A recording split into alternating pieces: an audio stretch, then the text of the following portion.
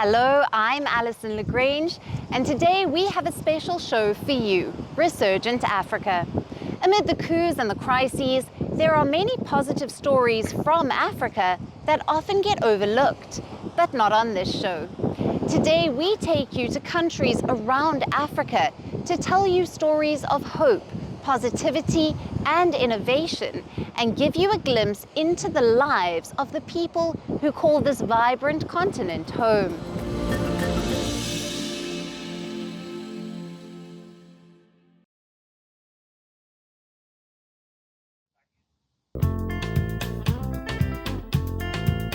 Dance is one of the most versatile art forms in the world. It embraces everyone who wants to be a part of it. Whether you're enjoying a slow dance on a date or feeling the adrenaline in a fast dance setting, there's something for everyone. Everything revolves around the music. The rhythm guides the performance, and the beats act as cues. But what would it be like to dance without music? Some might say it loses its essence, while others believe it's impossible. However, Kenya's 17-year-old Goreti Akinyi feels otherwise. Goreti Akinyi lives in Kenya's capital, Nairobi. She's a deaf teenager excelling in her community ballet classes, despite not being able to hear the music. Her undeterred zeal makes her the top of her class. Akinyi grew up deaf, but that didn't stop her. She navigated her life's challenges with determination. Back in 2020, when the COVID-19 pandemic began, she enrolled in a ballet class with other children. Back in 2020, during the COVID-19 pandemic, that is when I joined Project Elamu.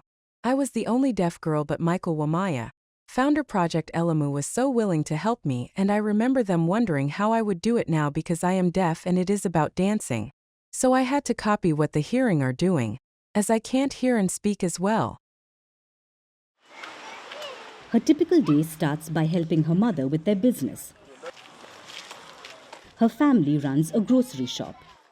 So she helps her mother cut vegetables and with other household chores in the morning. After this, she heads to her dance class to master her moves. Her peers were in disbelief when they saw her in their class. There were times when Akinyi herself felt low on confidence. Naturally, because she didn't know what people were talking about. Yet, she kept mimicking her classmates' graceful movements, ultimately bringing rhythm into the dance with each step.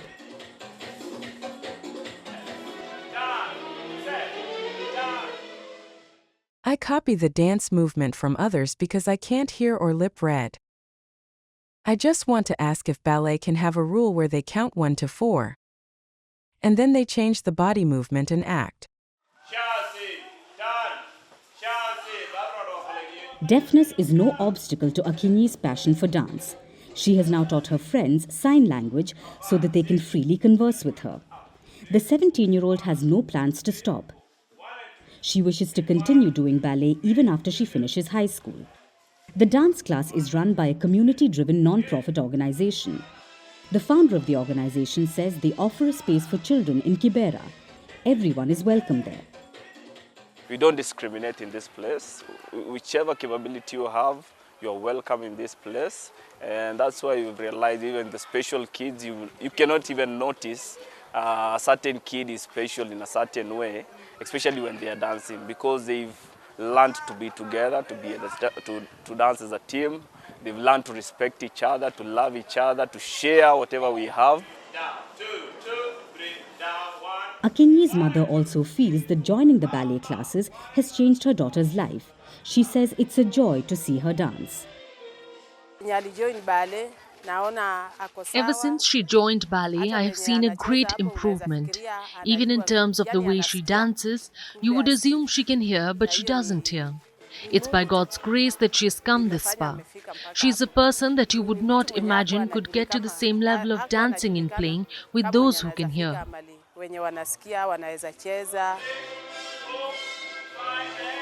Goreti Akinyi's story shows the power of determination. Her journey is a reminder that passion and perseverance can overcome any obstacle. and that art has the incredible ability to unite and inspire people from all walks of life.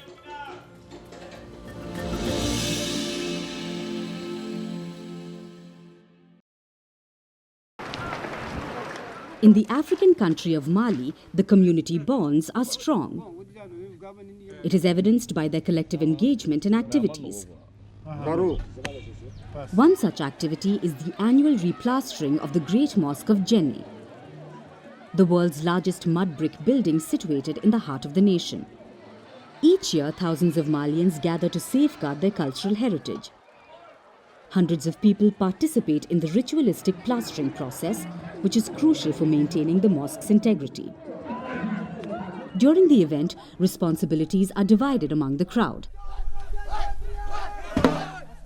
with men climbing the mosque walls to add mud, while women and children ensure a steady supply of water and clay.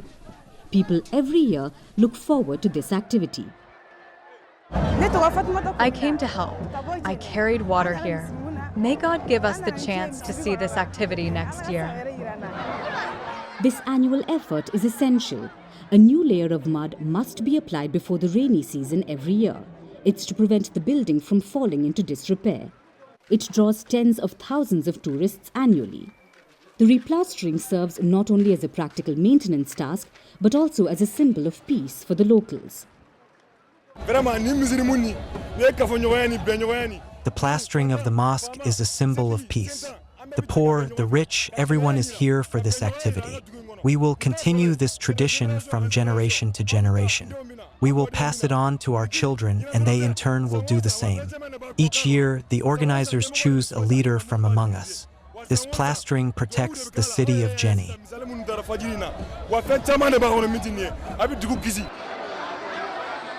However, the significance of this communal effort is underscored by the precarious state of the mosque.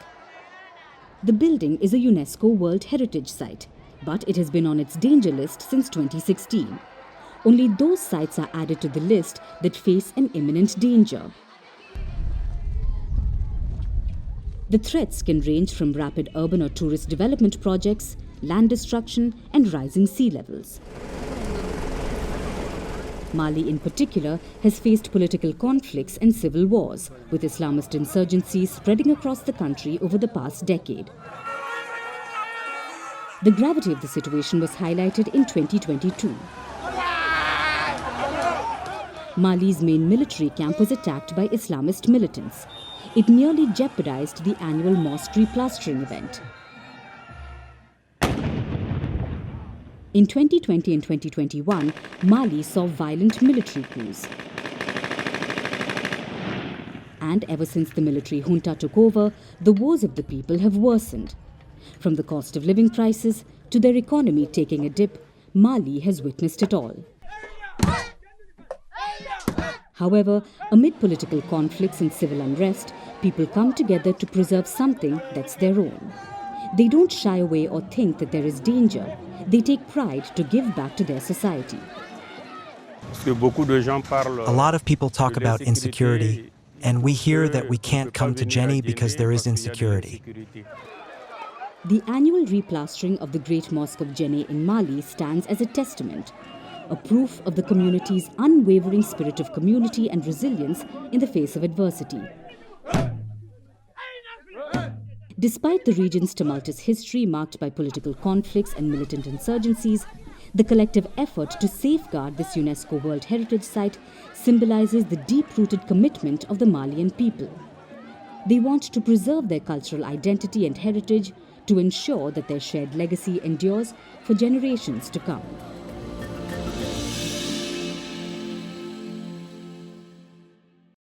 Hello. In a world where hellos are as diverse as the emojis on your phone keyboard, it seems elephants are giving humans a run for their linguistic money.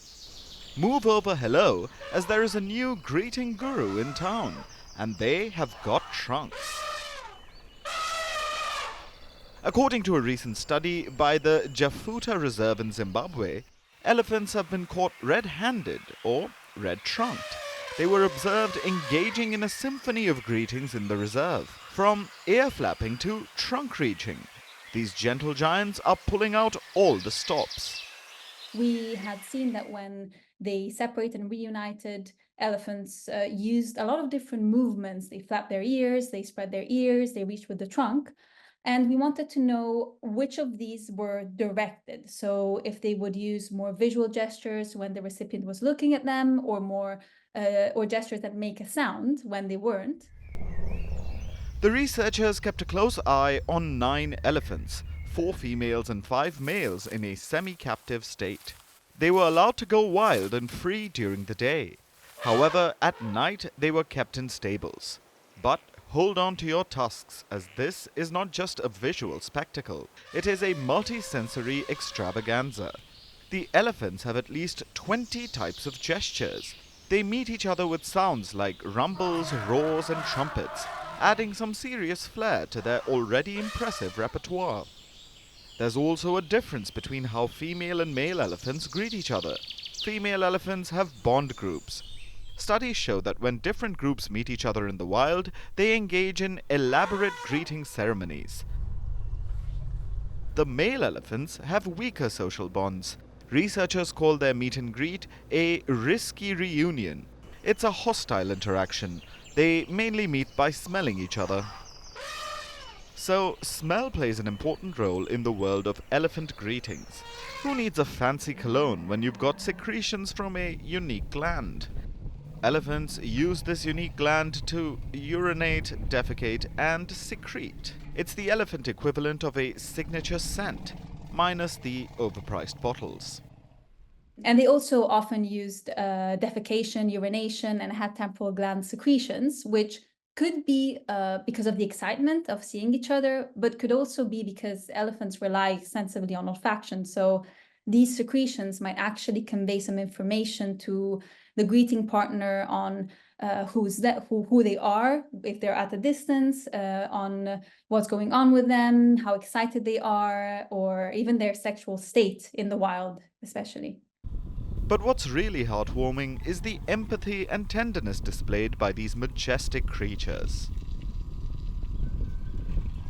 And when they were approaching each other, they would rumble, as if they were looking for each other, and then they knew who was coming to greet them. And then they would start just approaching, flapping their ears, spreading their ears, and then as soon as they were close, engaging in a lot of close contact communication, tactile communication. And something that is interesting is the way they present their rump, which could be an invitation to access olfactory information in the genital area. So the next time you're struggling to find the perfect greeting, take a leaf out of the elephant's book. In a world full of handshakes and high fives, a gentle bow may be all that you need to make someone's day.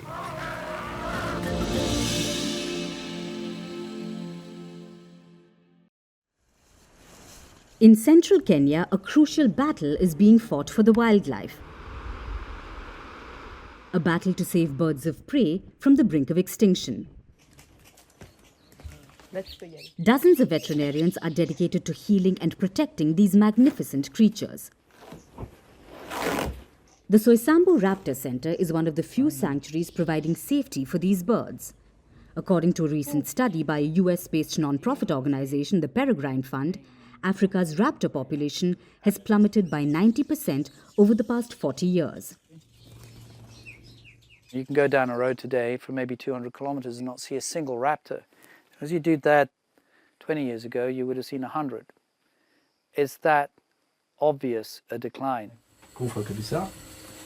In these sanctuaries, raptors may stay for days or years. It all depends on their recovery needs.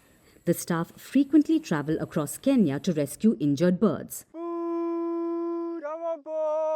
Sometimes even members of the public bring them to these sanctuaries. At least 70% of the birds eventually recover enough to be released back into the wild. The decline in raptors is attributed to multiple factors. Vultures and other scavengers often die from consuming poisoned livestock carcasses. It's a method used by cattle farmers to protect their herds from predators like lions. Additionally, there is deforestation which has destroyed their habitat. And the proliferation of power lines also have devastating impacts. Birds frequently perch on these power lines to hunt, resulting in fatal encounters.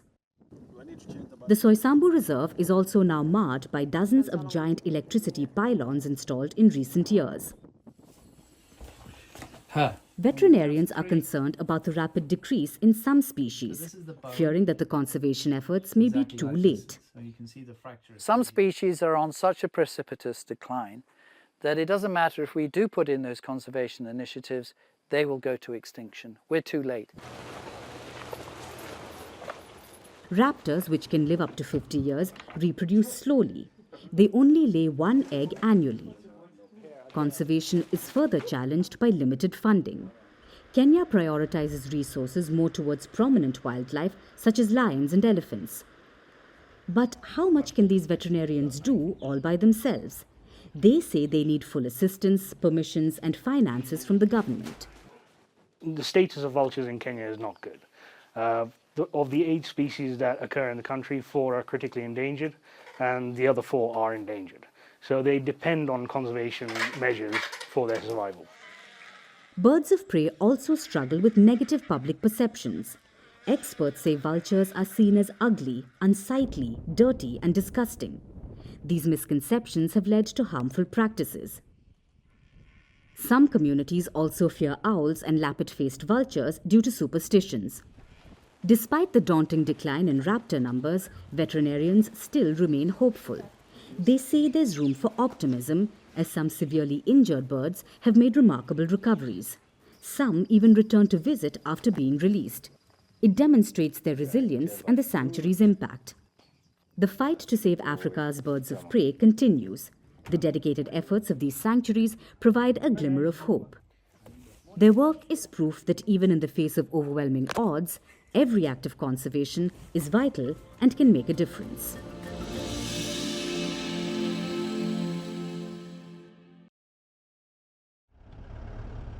Years of drought and acute water shortage, Morocco has endured some of the harshest impacts of human-induced climate change, but that has not discouraged people in the North African country. In fact, it has only strengthened their resolve to fight the climate crisis. As Morocco steps into its 6th consecutive year of dry spell, scientists in the country have devised a method to combat crop shortage. They have developed new strains of food crops that are resilient to the adverse effects of climate change.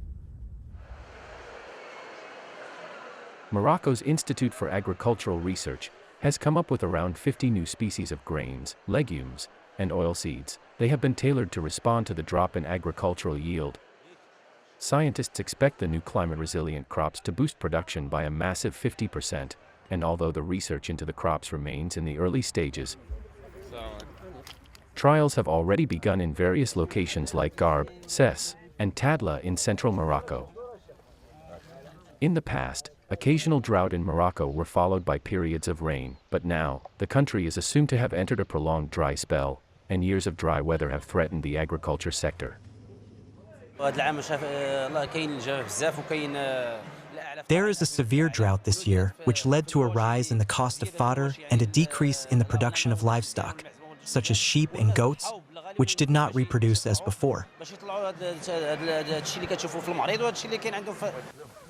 Agriculture is a crucial sector in Morocco. It accounts for roughly 14% of the country's exports and employs a third of the country's working-age population. So, disruptions in the sector are likely to severely threaten Morocco's food security. To counter that, the country has introduced the Green Generation 2020 to 2030 strategy. The plan was launched by Morocco's King Mohammed VI in February 2020. It aims to develop a sustainable model of agriculture. Successive years of drought prompted the Ministry of Agriculture to implement a set of programs and strategies that were implemented at the regional level, at the level of our office, the Regional Office for Agricultural Investment in Maluya. It was implemented even at the level of the irrigation networks, and also the main canals that supply the region with irrigation water and drinking water as well. The plan seeks to increase agricultural exports to $6.4 billion and the agriculture GDP to $26.5 billion by the end of the decade. Now, even as large swathes of lands go barren, and climate change brings a whole new set of uncertainties, resilient Morocco is preparing for its future with new inventions and government programs. The country is shifting its focus to finding solutions rather than lamenting its loss. And that's all we have on the show today. Thank you for watching. Stay tuned to First Post.